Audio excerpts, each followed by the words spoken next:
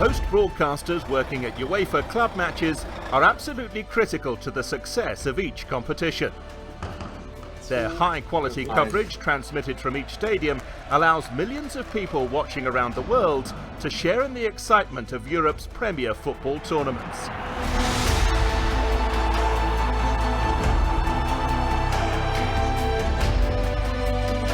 As hosts, their local knowledge and support is essential in helping visiting broadcasters realise their own unilateral production. The work for a broadcaster begins in the summer, when the clubs from the territory are known for each competition. Real Madrid. UEFA will invite all potential host broadcasters to a TV site visit in order to inspect the stadiums within each territory and agree on the facilities necessary for both the world feed coverage and their own unilateral programs. During a site visit, you will get the chance to see the whole stadium. You go to the commentary positions, you can decide which commentary position you would prefer. You can see all the studios, the indoor studios, the pitch view studios, the press conferences. You can decide after that what you can do for your match preparation. The week before a match, each host broadcaster will need to prepare the TV operations, not only for their production, but also for visiting broadcasters. This is done in coordination with a venue operations and broadcast manager, who will be familiar with the home club and the stadium's operations. Once I have discussed the camera plan with the director of the match, I will send it to the VOBM.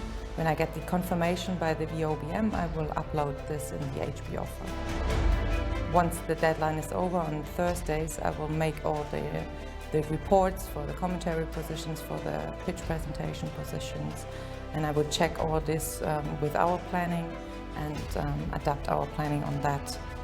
Fame is very helpful because you have a standard for every match. You can use all the information as standard information. When match week arrives, the organisation moves from the computer screen to the stadium itself. Normally, a host broadcaster will begin setting up on the day before a match and will be responsible for coordinating the OB parking and cabling of any visiting broadcasters too. We are the first here, we welcome them and we show them their position. Then we show them where they get power and how to cable into the stadium. And after that, they start rigging, giving them a tour and they can start their production. Here at Schalke we have very good conditions, we have plenty of space, but it's not the case in all of the venues. You need to plan it carefully, you need the correct sizes of the vehicles, the correct arrival times. They are decisive when you have less space. We are providing fully equipped positions and partially equipped positions. Partially means that we are putting in a monitor where you can switch between the channels. If you want to fully equipped commentary position, that means you get the monitor and on top the codec, where you can do your commentary on site without having any unilateral production.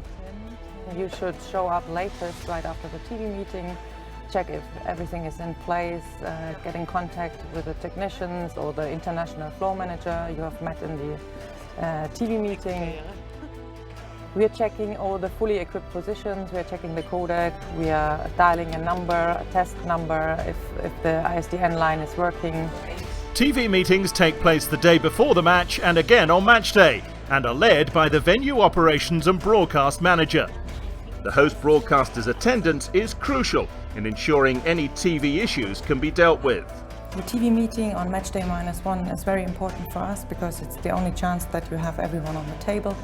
You have representatives of the club attending and all the visiting broadcasters with their own production facilities. So it's the time where we present our plan, the HB plan, and we are hoping to get all the information from the visiting broadcasters.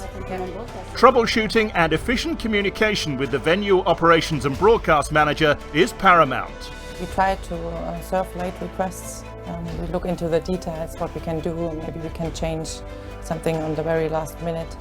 But you need to decide if you can do it or if you will get in trouble. With important press conferences and training sessions to be filmed on match day -1, the host broadcaster's production is already in full swing a full day before the match takes place. All the footage is compiled together for a 10-minute news exchange playout on the evening of matchday -1, providing the world with quotes and training shots from both teams. The host broadcaster must also perform an end-to-end test, which allows the European Broadcasting Union to ensure the quality of the feed coming from the stadium. This is audio track 2, which will carry stereo international sound right. The EBU centrally redistribute all UEFA match signals around the world and place high importance in checking the vision and audio coming from each venue. Such a test will take approximately 40 minutes. For the end-to-end test, we get the director in, one cameraman for the camera 1, and we have a floor manager doing the clubboard test, and we have the OB van crew involved and the guys from the EBU. We are checking the correct luminance, the correct audio levels. We are sending this signal to the UEFA headquarters and to the EBU headquarters, and they can check all the signals from all venues. The matchday meeting, that's when all the broadcasters are joining that don't have unilateral production, that using the multi-facilities. It's good for commentators and for reporters to attend the meeting because they will get the information, for example, for the post-match flash procedure. They can make sure if they have the right accreditation, and they can get a tour throughout the stadium to the commentary positions and to the flash area.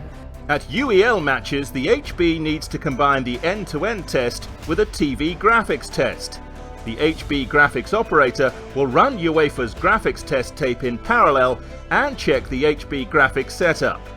The HB will receive immediate feedback provided by UEFA's Match Command Center, where colleagues from UEFA's TV department monitor the test and support where necessary.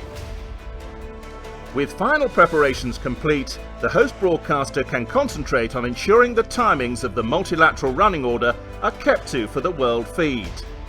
For visiting broadcasters who have booked pre- or post-match time slots on the world feed, there is a heavy reliance on the host broadcaster's facilities and assistance.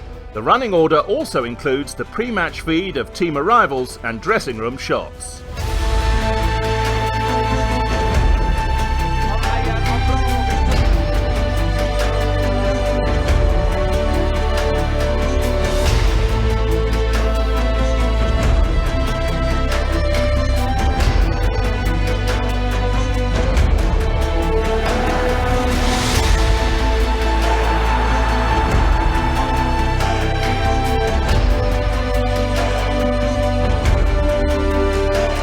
We had busy days here in Schalke, but we had a successful production.